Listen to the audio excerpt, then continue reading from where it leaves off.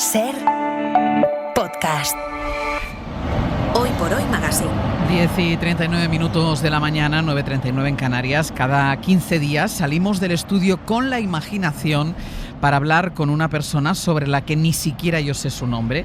En esta sección, usted no sabe con quién está hablando, los invitados siempre me citan en un punto concreto que debería darme, no siempre lo consigo, pero me debería dar alguna pista sobre ellos. Hoy mi cita me espera en la ciudad suiza de Zúrich. He llegado a la estación de Polybahn, un funicular histórico que sigue en marcha 136 años después de su inauguración, y junto a uno de los vagones de este funicular, un vagón rojo, me espera a alguien a quien voy a saludar. Hola, ¿qué tal? Muy buenos días, ¿cómo estás? Hola, buenos días, Ángels. Es un lugar muy curioso que yo no conocía. ¿Este funicular llega muy lejos? Fíjate, el recorrido es corto, en realidad son solo 176 metros, pero el desnivel que salvamos es de casi 41 metros, ¿no? Entonces nos ahorra un esfuerzo y además el recorrido y la experiencia son fantásticos, como siempre. 41 metros que si no de desnivel que tendríamos que hacerlos andando, si no. Correcto. ¿Qué conexión tienes tú con este lugar? ¿Es un funicular que utilizas habitualmente? Pues fíjate, yo vivo y trabajo muy cerca de aquí, de la ciudad de Zúrich, pero me gusta mucho venir aquí, los vagones, las vías, los turistas, los pasajeros que vienen a disfrutar del viaje tienen mucha conexión con mi oficio. ¿Por qué? ¿De qué trabajas? Soy ingeniero del ocio. Ingeniero del ocio. Sí. Es la primera vez, te lo prometo, que escucho algo así. ¿Qué hace un ingeniero del ocio? Pues en mi caso, yo estudié ingeniería industrial, pero le ponemos esta etiqueta ingeniero del ocio, porque en realidad somos ingenieros profesionales técnicos de distintas especialidades que nos dedicamos a este sector, ya sea para hacer, es decir, fabricar atracciones para parques, ferias o centros acuáticos, o gestionar, certificar muchas de estas instalaciones relativas al entretenimiento. Bueno, entonces me parece, porque a mí las ingenierías, yo que soy tan de letras, a mí siempre me ha parecido algo así como un poco serio, un poco aburrido. Claro, lo tuyo es mucho más divertido. Es una de las aplicaciones fantásticas y maravillosas que tiene las profesiones técnicas, como muchas otras, hay otras que son fantásticas. ¿Cómo te llamas? Óscar. Óscar Alcarrista. Óscar, ¿qué tal? Muy buenos días. Buenos días. ¿Cómo acaba uno haciendo de ingeniero del ocio? Porque tú me decías que eras ingeniero industrial, ¿no? Correcto, sí. Entonces, ¿cómo acabas haciendo de ingeniero del ocio?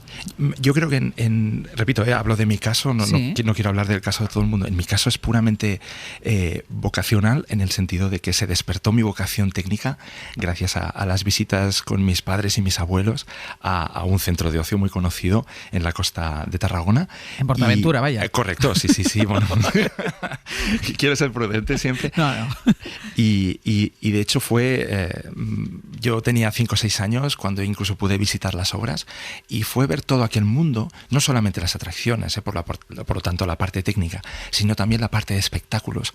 Todo aquello me llamaba tanto la atención, y yo creo que todos en algún momento hemos descubierto nuestra vocación. Yo quiero pensar que aquello fue mi despertar, digamos, técnico, ¿no? Entonces, o sea, tú buscaste qué tenías que hacerte, o sea, en qué tenías que convertirte para poder trabajar o para poder pensar o poder idear un parque de atracciones. De alguna manera sí. Entonces, como lamentablemente no hay una especialidad específica, claro, como por ejemplo la ingeniería aeronáutica o la de puentes, ¿no? Entonces, yo estudié ingeniería industrial, que es una carrera extremadamente general y generalista, en el buen sentido de la palabra, porque tocas un montón de ramas distintas, en las que quizás alguna de ellas tenía algo que ver con este tipo de instalaciones. Y al final una atracción es una máquina, y la máquina tiene una parte mecánica, tiene una parte de control, eléctrica, etcétera, ¿no? Entonces yo creo que fue una buena decisión. ¿Y sois muchos los que os dedicáis a esto en el mundo, o sois muy buscados? Fíjate, yo creo que no hay muchos, pero en el sentido de que hay dos motivos, básicamente. La primera y la más evidente, que hay pocas empresas en el mundo que se dediquen a fabricar atracciones, ¿de acuerdo? Sí. Y la otra es porque hay pocos ingenieros, digamos, con esta formación transversal, o vamos a decir especializada en instalaciones del ocio, que trabajen a tiempo completo, ¿de acuerdo? Entonces, la ventaja en este caso es que para trabajar de esto no necesitas tener una acreditación específica de ingeniero del ocio, porque no existe todavía. Sí. Quizás en un futuro sí, ojalá.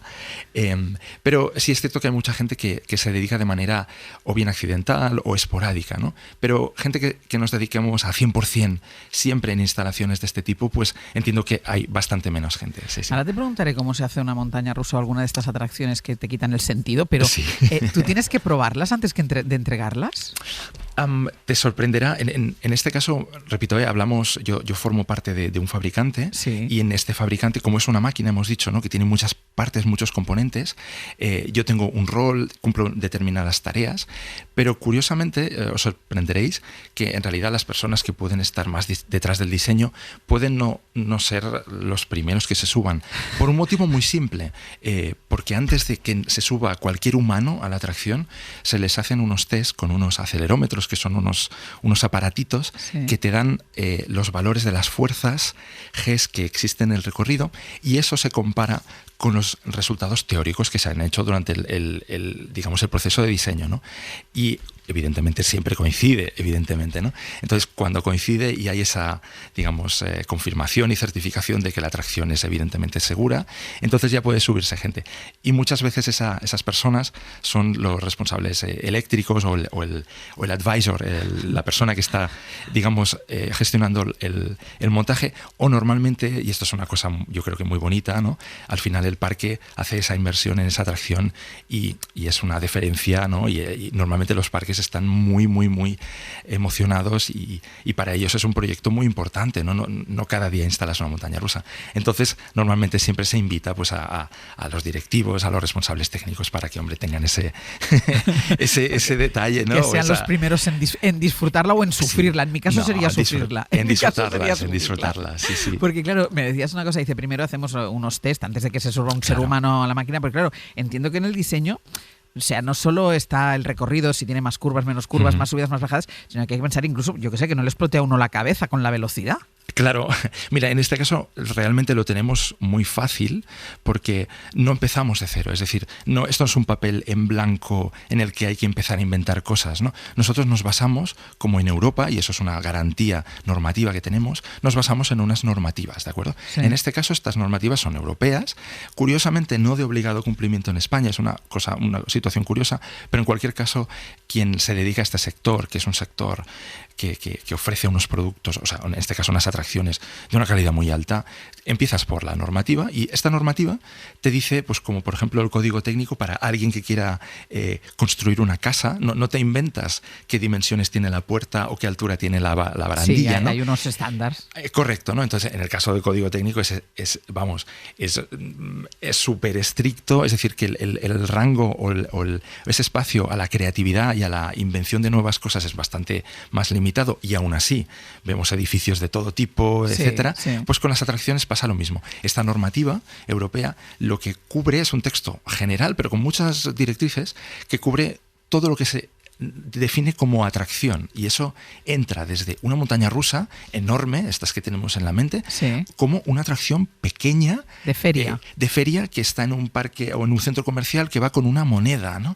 Es decir, imaginaros la gente que ha escrito esto, el trabajo que hay para ese rango tan grande de cosas, poder, digamos, generar un contenido que todos los técnicos vamos a él para diseñar. Entonces, las aceleraciones y las velocidades, todo está en esa normativa. Y entonces entiendo que son igual de seguras, que uno siempre tiene la sensación que en un parque temático, un parque de atracciones, está todo como más asegurado, y un parque y una feria menos, no, todas tienen, a no ser que haya algún fallo, que puede haberlo, entiendo, todas tienen el mismo rango de seguridad.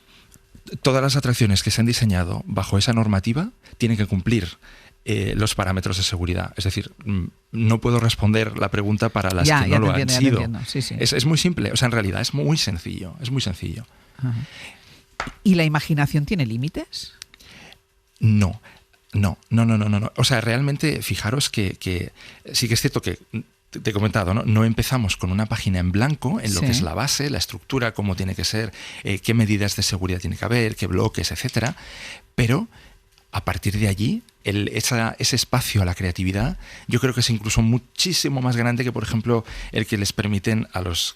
siempre te pongo el ejemplo ¿no? El del código técnico, ¿no? Sí. Entonces, sí, es increíble y aparte, muchas veces en nuestro sector se parte de una idea del parque, ¿no? O del parque o del cliente, que puede ser un centro comercial o puede ser lo que se llama un Family Entertainment Center, ¿no? Que son como parques pequeños dentro de espacios urbanos, ¿no? Entonces, normalmente incluso se puede partir de la idea de ellos, es decir, ostras, yo quiero que haya que de repente hay una escena y que se abre el suelo y la gente cae.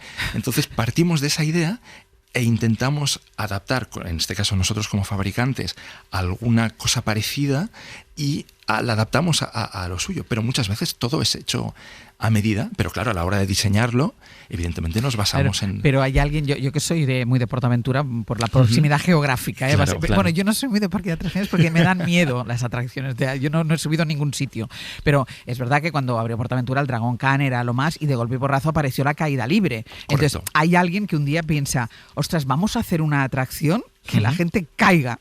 Increíble, ¿no? Sí, y además, fíjate, en el caso particular, es una curiosidad muy graciosa, los sistemas de las caídas libres al final es un ascensor, ¿no? Y que cuando estás arriba te sueltan, ¿no? Sí. Entonces, claro, ¿cuál es la cosa que todos nos viene a la cabeza? ¿Cómo frenas, no? Eso es lo más importante, ¿no? Pues fijaros que el tipo de frenos que se utiliza, que son unos frenos magnéticos, que funcionan siempre, es decir, haya electricidad o no, siempre va a frenar la góndola, por lo tanto es un sistema ultra seguro.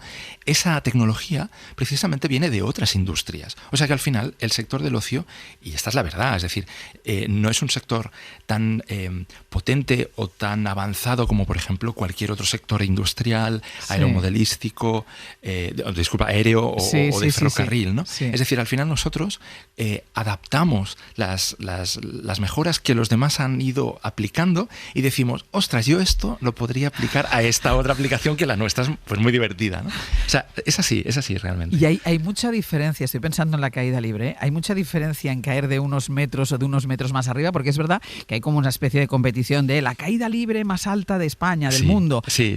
O llega un momento que ya te da igual desde donde te caigas. Sí, hay una limitación. Evidentemente no es lo mismo una estructura de 150 metros que una de 60, ¿no?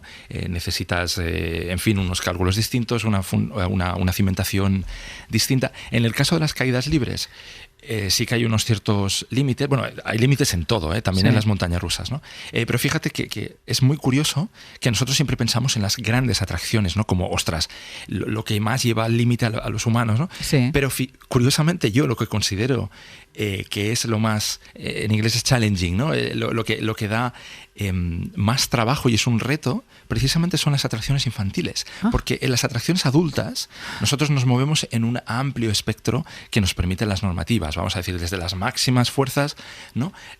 Por lo tanto hay muchísimo más rango de movimiento y tienes mucho más margen, digamos, ¿no? Para poder jugar con el pasajero. Sin embargo, en una atracción infantil, esos límites los vas a bajar mucho, porque lo primero, si la atracción no gusta al niño y el niño es completamente blanco, te va a decir si le gusta o no le gusta. Sí. Y si no le gusta, no se va a querer subir. Y luego, por tanto, si no se quiere subir el niño, es una atracción que no va a tener éxito y por lo tanto que ningún parque va a querer, ¿no?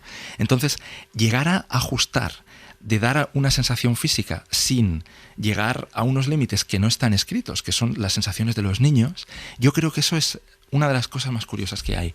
Qué bueno. Yo siempre hubiera pensado que era más complicada la de los adultos. ¿Hay algún parque de atracciones que tenga o algún país que tenga las más brutales, esas que dices, esto es tremendo? Bueno, en este caso hay ahora mismo, tradicionalmente ha estado Estados Unidos, un mercado con parques, con un público enorme. Entonces, Estados Unidos, que ya es muy de jugar con el marketing, siempre ha intentado buscar la más alta, la más rápida, etc. ¿no? Pero desde hace unos años hay otro mercado que está completamente de cero y por lo tanto está creándose de cero, que es en el Medio Oriente, ¿no? Teníamos la parte de Dubái y ahora estamos en Arabia Saudí, donde se se están creando unos parques que son, a la imaginación nuestra, es espectacular porque es una cosa en medio de unas ubicaciones pues muy complejas, ¿no? Sí. De repente, pues ahora están construyendo la montaña rusa más alta, más larga y más rápida del mundo. Entonces, digamos que son como varias potencias, ¿no?, que están intentando atraer al público a través de este tipo de máquinas. Y ya no como ingeniero, como usuario, ¿tú te subes? ¿Eres de subirte a las atracciones? ¿O te interesa más el mecanismo que subirse luego en ellas? Mira, esto no, ahora que hablamos tú y yo, que no nos escucha nadie. No nos escucha nadie. Sí, es decir, yo me tengo que subir a todo, por supuesto, pero yo tengo mis preferencias y sí es cierto que conforme me he hecho mayor, me mareo bastante cuando las atracciones giran. Entonces a mí todo lo que es lineal, caídas libres, montañas rusas, todo bien. En el momento en que giran, quizá lo empiezo a pasar un poquito mal. Sí, no te lo voy a negar. Yo, para que te hagas una idea, Óscar, soy la que aguanto siempre las chaquetas a los pies de las atracciones. Las chaquetas y los bolsos. Ha sido un gusto, Óscar, hablar contigo de verdad y conocer este mundo. Un beso grande. Gracias. Muchísimas gracias. Un abrazo. Hasta luego.